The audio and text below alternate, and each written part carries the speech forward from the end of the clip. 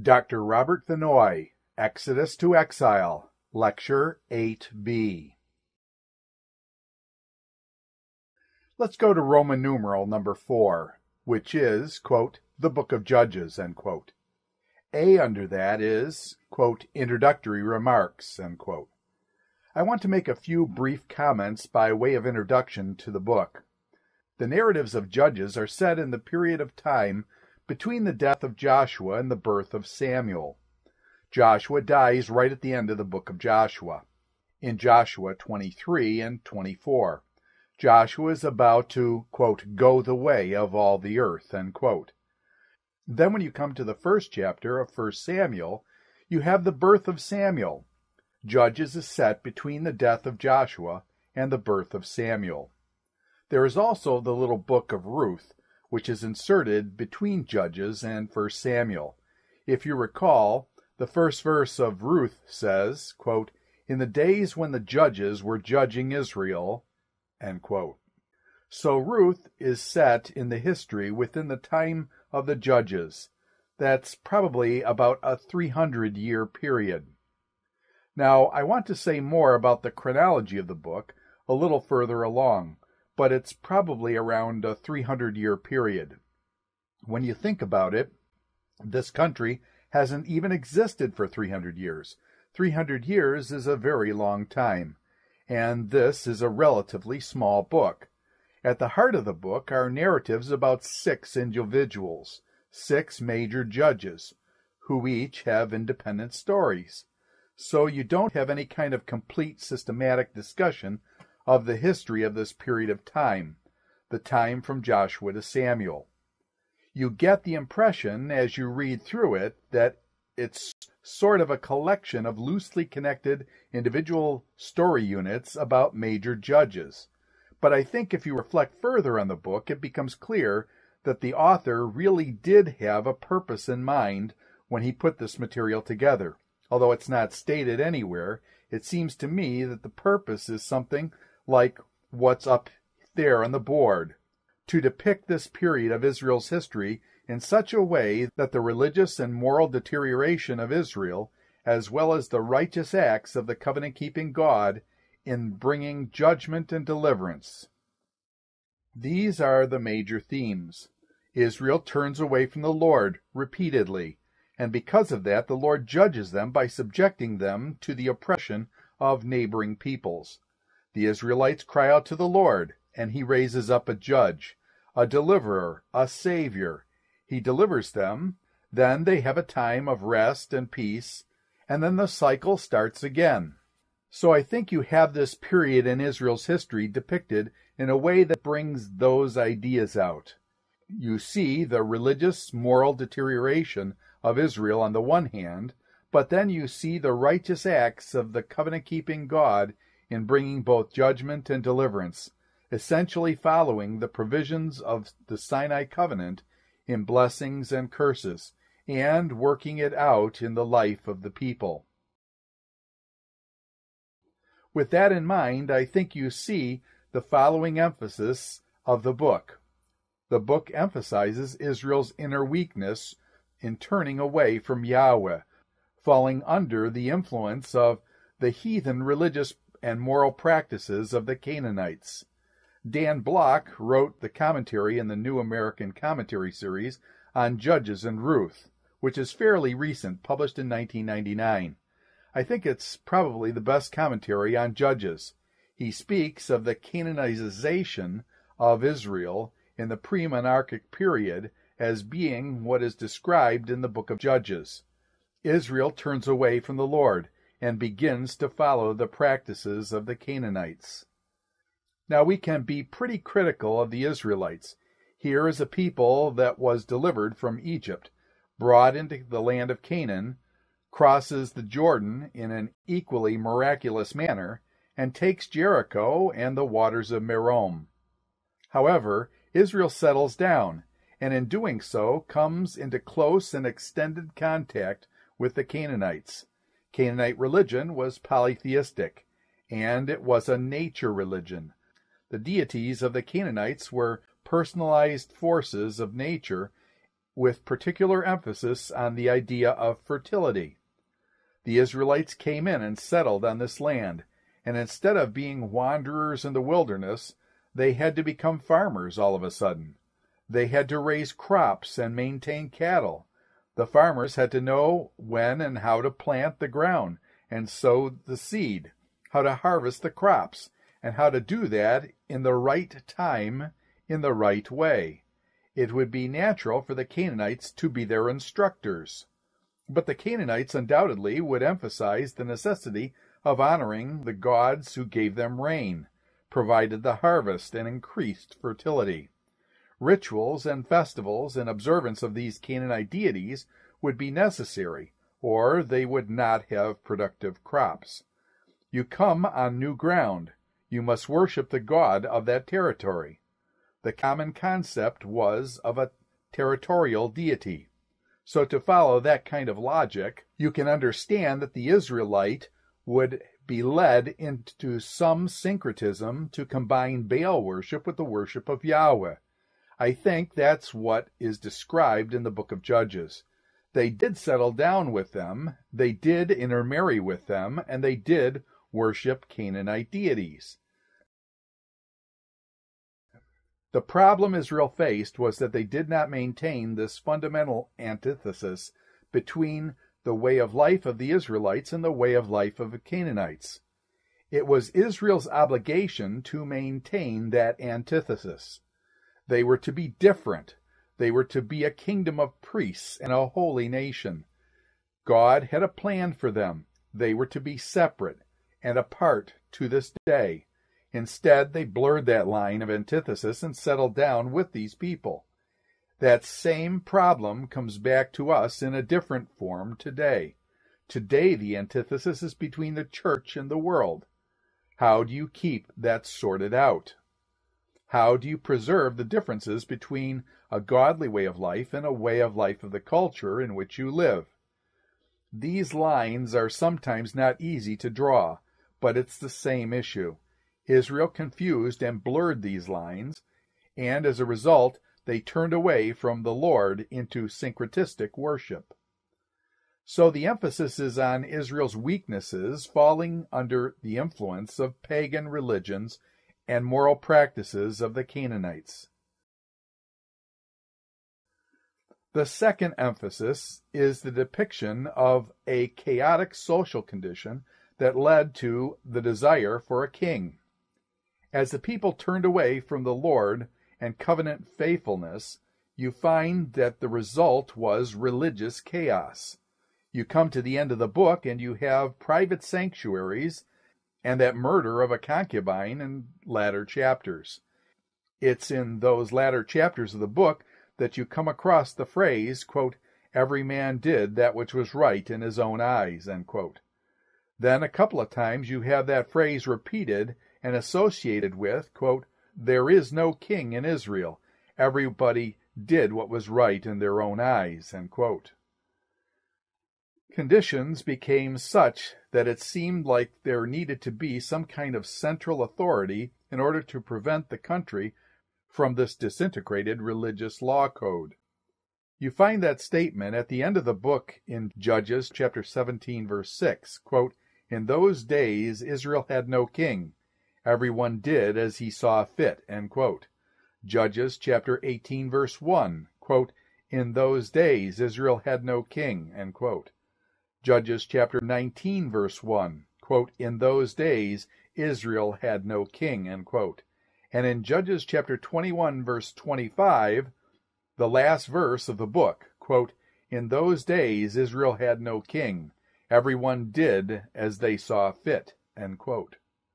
So chaotic social conditions developed, and that led to a desire for a king, which ultimately runs over into 1 Samuel, the establishment of kingship.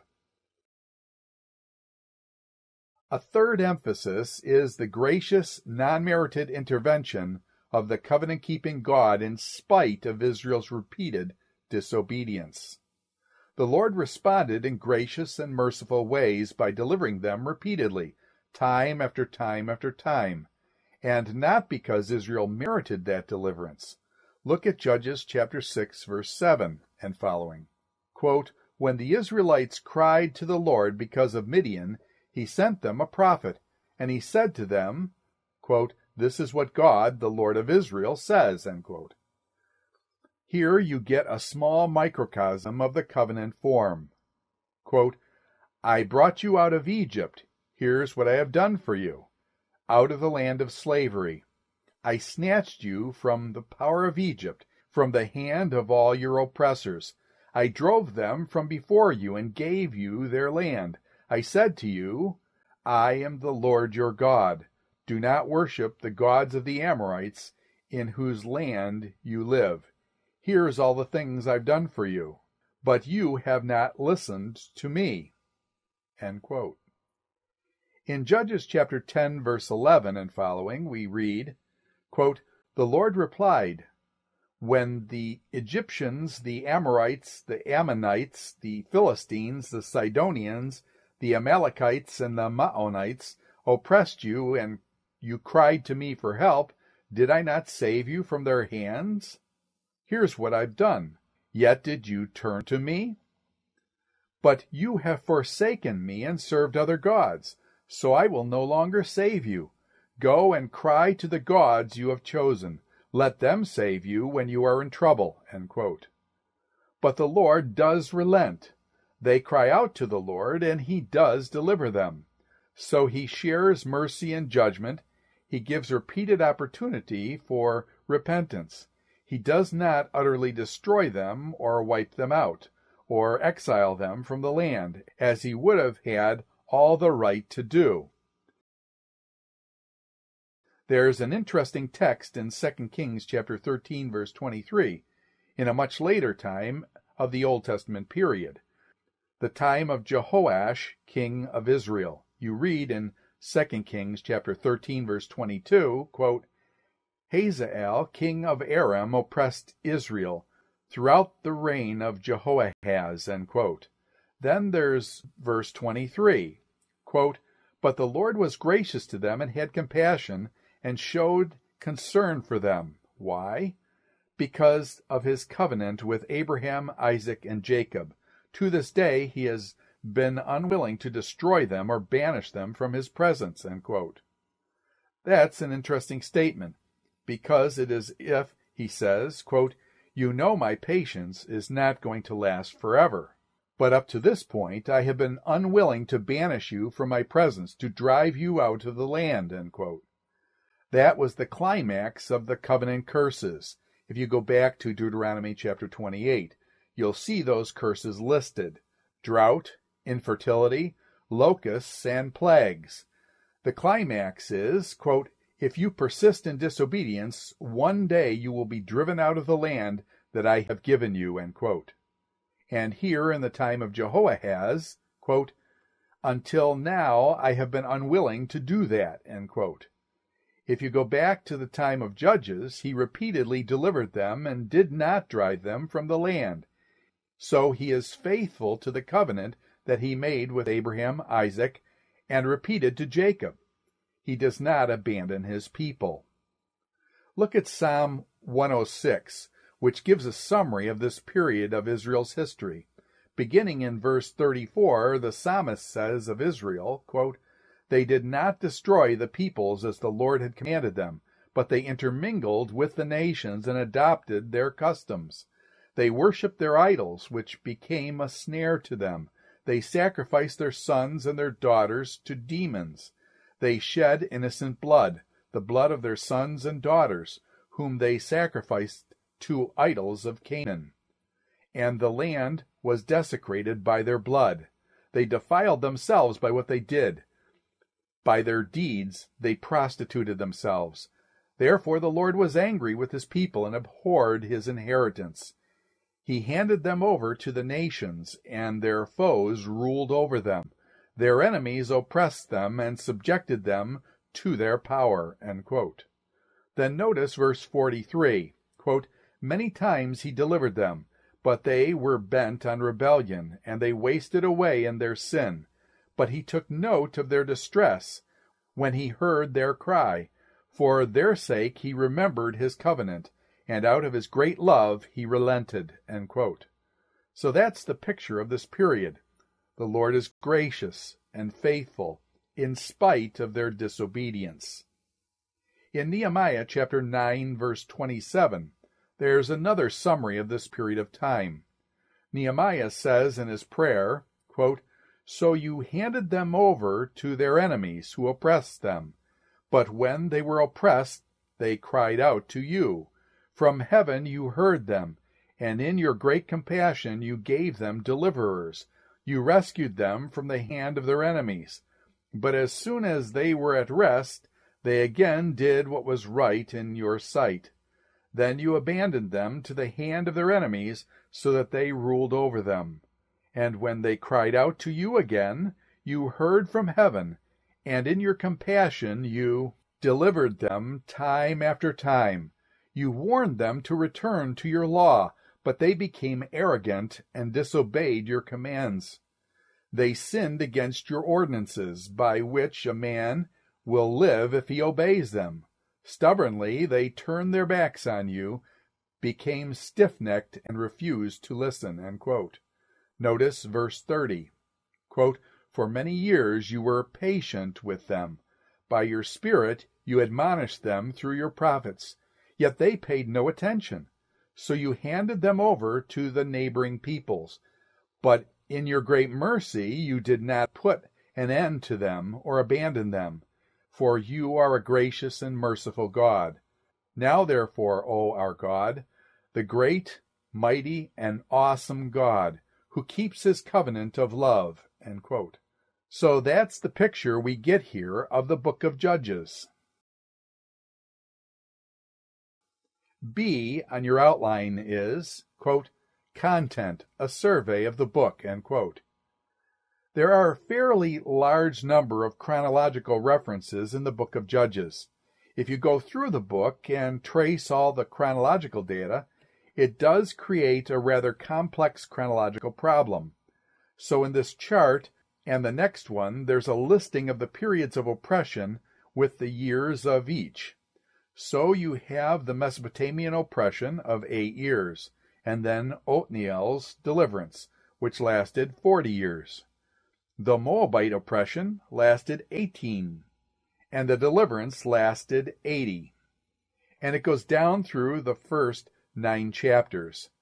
Then, if you go further, you have additional references to the years of judgeships and oppressions. If you list all of them out, as on those 2 pages, and then add them up, you get a total of 410 years. Now, the question is, how much does that 410 years have to be compressed? In other words, how might these periods of regional conflict overlap each other? Here's where you get back into the question of the date of the Exodus, whether to favor the early date or the late date. We have already discussed that at some length. One of my reasons for favoring an early date is because it is easier to harmonize the chronology of the book of Judges. If you take a late date for the Exodus, approximately 1290, then 40 years later you have the conquest about 1250 BC, so the conquest is 1250, and you know that the period of Solomon is 966 BC. If you subtract 966 from 1250, you have a gap of 284 years. We also know that you have to add in to that to get to the 4th year of Solomon after the period of Judges, the time of Eli to Solomon. Eli about 20 years, Samuel 40, David 53, and Solomon 4. And you get about 117 years. That means from Joshua until the end of Judges, you have only 167 years. That means you have to compress that 410 down to 167 years. Now, if you take an early date of the Exodus, 1446 BC, the conquest would be in 1406. That 1446 comes from 480 years earlier than Solomon from 1 Kings chapter 6, verse 1. So the conquest is 1406, and the 4th year of Solomon is 966. That is 440 years. And you have to take out Eli to Solomon, that's 117 years.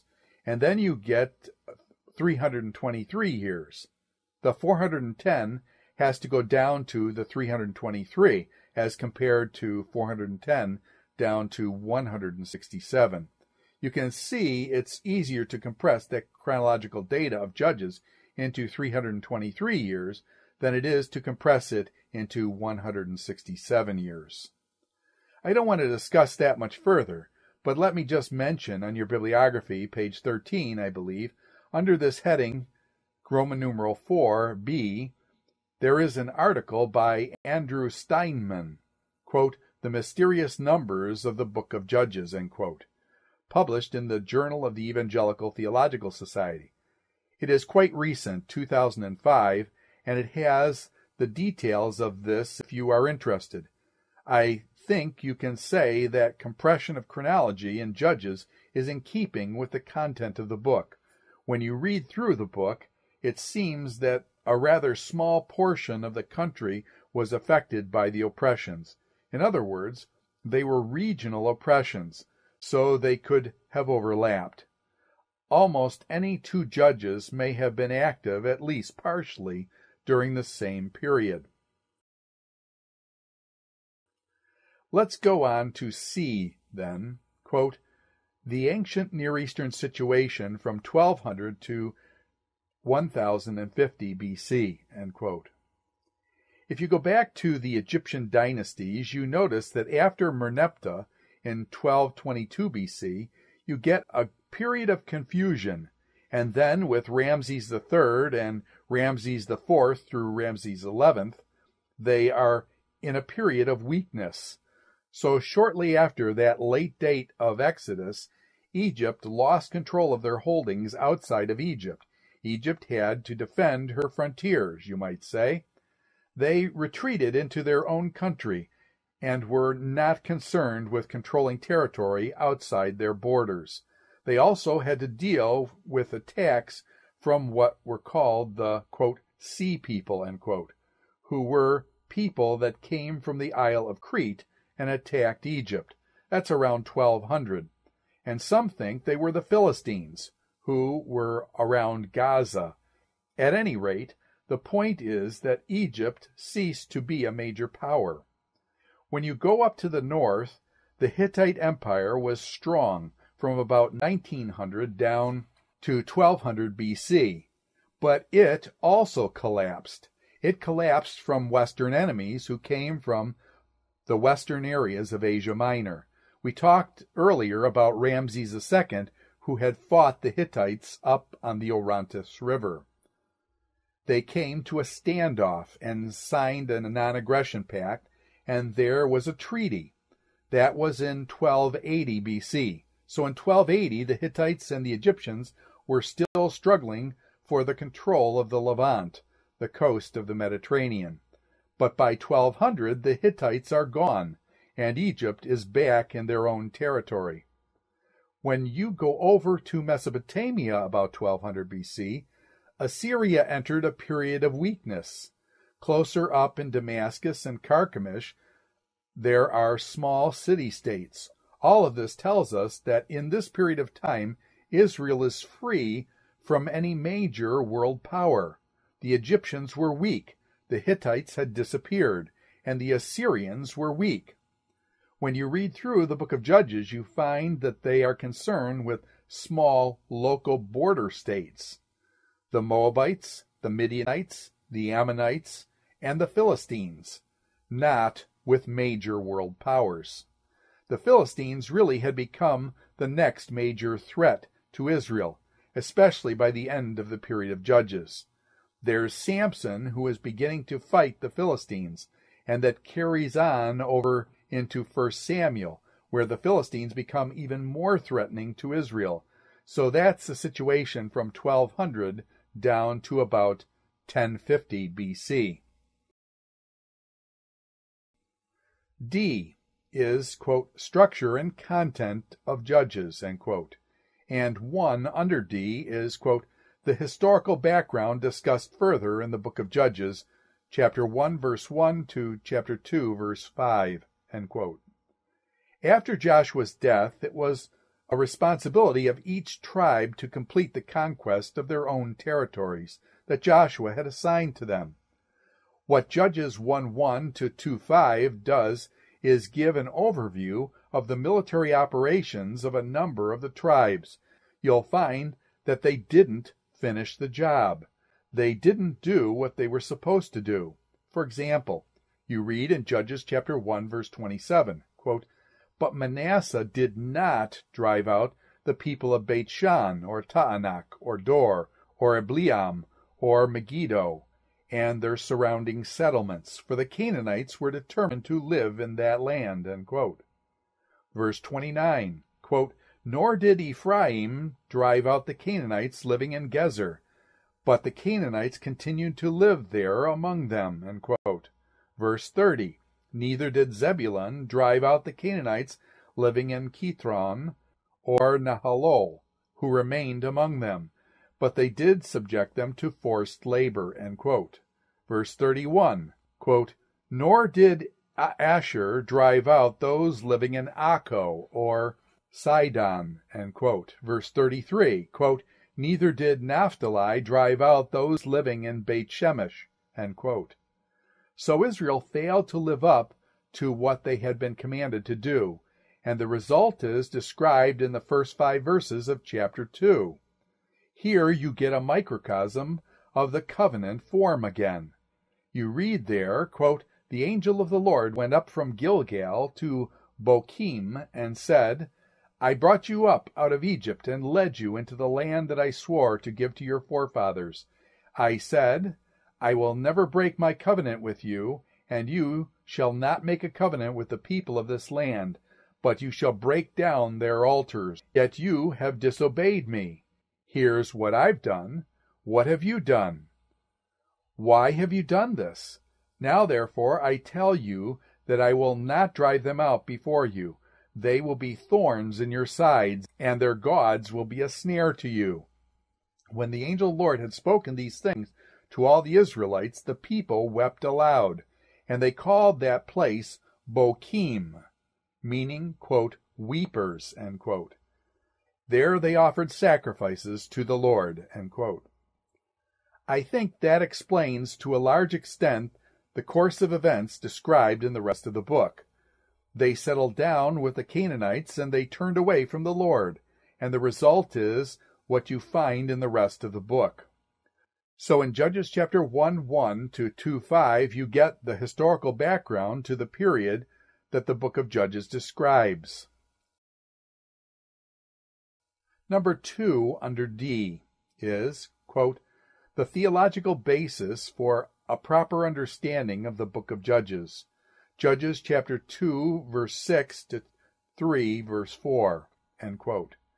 Judges 2:6 to 3:4 is sometimes called the, quote, "second introduction," end quote.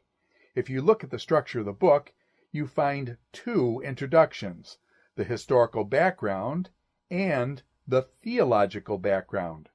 At the end of the book, you get 2 conclusions. You get those 2 stories of religious and moral deterioration. So structurally, the book is bookended by 2 introductions and 2 conclusions, and in the middle you get the stories of the 6 major judges. So this is sometimes called the second introduction, and it picks up from Joshua chapter 24, verses 28 to 41. Now what I mean by that is, if you go back to Joshua chapter 24, which was the covenant renewal at Shechem, you read in verse 28 at the end of that ceremony at Shechem, quote, "When Joshua sent the people away, each to his own inheritance, after these things Joshua the son of Nun, the servant of the Lord, died at the age of 110, and they buried him in the land of his inheritance, at Timnath-Serah, in the hill country of Ephraim, north of Mount Gaash. Israel served the Lord throughout the lifetime of Joshua and of the elders who outlived him and who experienced everything the Lord had done for Israel." End quote. Now go back to Judges chapter 2, verse 6. Notice how that begins the same way as Joshua chapter 24:28. Quote, "After Joshua had dismissed the Israelites, they went to take possession of the land, each to his own inheritance. The people served the Lord throughout the time of Joshua, and of the elders who outlived him, and who had seen all the great things that the Lord had done for Israel. Joshua the son of Nun, the servant of the Lord, died at an age of 110, and they buried him in the land of his inheritance, in Timnath-Heres, in the hill country of Ephraim, north of Mount Gaash. After that whole generation had been gathered to their fathers, another generation grew up, who knew neither the Lord nor what he had done for Israel. Then the Israelites did evil in the eyes of the Lord." End quote. This connects right in with the end of the book of Joshua, and then it carries the story forward. The writer of Joshua explains that the tendency of unfaithfulness is due to the rise of a new generation. That's in Judges chapter 2, verse 10. They had not witnessed the great acts of the Lord at the time of the conquest. Quote, "After that whole generation was gathered to their fathers, another generation grew up that did not know Yahweh, and the things he had done for them." End quote. Verse 12. Quote, "They forsook the Lord, the God of their fathers, who brought them out of Egypt. They worshipped various gods from the people surrounding them." End quote. Because they turned away from the Lord and worshipped other gods, the Lord turned them over to oppression in the hands of other people. Then you read in Judges chapter 2, verse 13, quote, "They forsook him and served Baal and the Asherotes. In his anger against Israel, the Lord handed them over to raiders who plundered them. He sold them to their enemies all around, whom they were no longer able to resist. Whenever Israel went out to fight, the hand of the Lord was against them to defeat them. Just as he had sworn to them, they were in great distress." End quote. Then, verse 16, quote, "The Lord raised up judges who saved them out of the hands of these raiders." End quote. But then you read that they quickly turned away from the way their fathers had walked in obedience. Verse 18 says, quote, "Whenever the Lord raised up a judge for them, he was with the judge and saved them out of the hands of their enemies as long as the judge lived.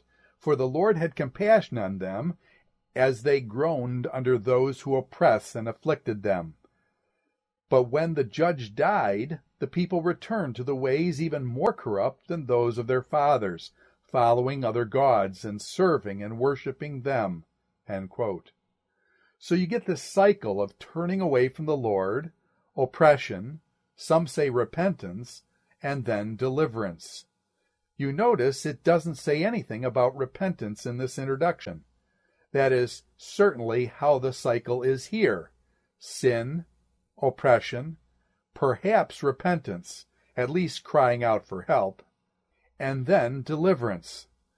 That's again the pattern outlined in advance in the book of Deuteronomy.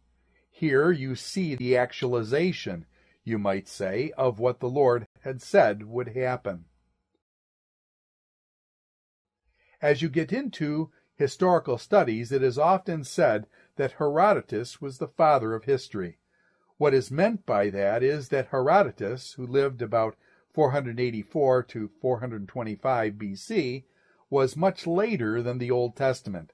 It is often claimed that there is no true history around before Herodotus.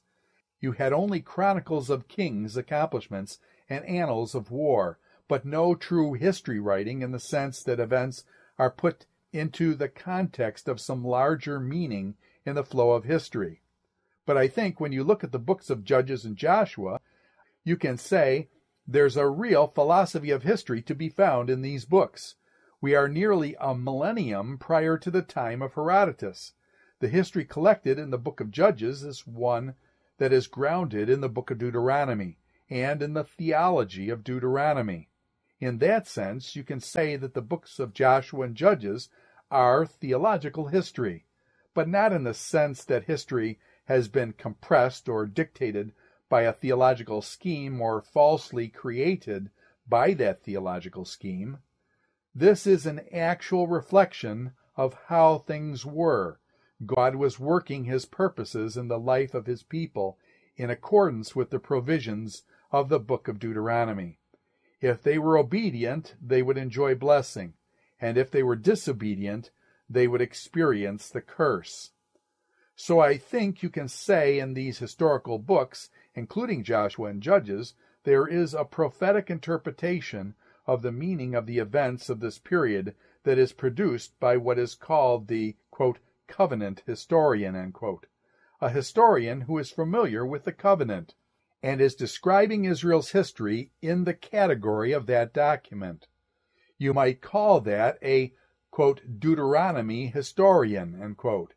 As I mentioned earlier, I don't like to use the, quote, Deuteronomistic historian, end quote, label because it is tied to that Deuteronomic history concept of Martin Note, that is, an exilic author of Joshua to Kings. He sees this as a historian living in the time of the exile who fits all Israel's history into the categories of the theology of Deuteronomy. I don't want to affirm that approach. It's obvious that the book of Judges fits well with the theology of the book of Deuteronomy. But as we discussed before, Deuteronomy should be situated in the time of Moses as it claims to be, and as the basis for these latter books, Joshua and Judges in this case. But here you have a theological basis for understanding what follows in the book of Judges. Well, we're out of time, so we'll pick up from there next time. Dr. Robert Vannoy, Exodus to Exile, Lecture 8b.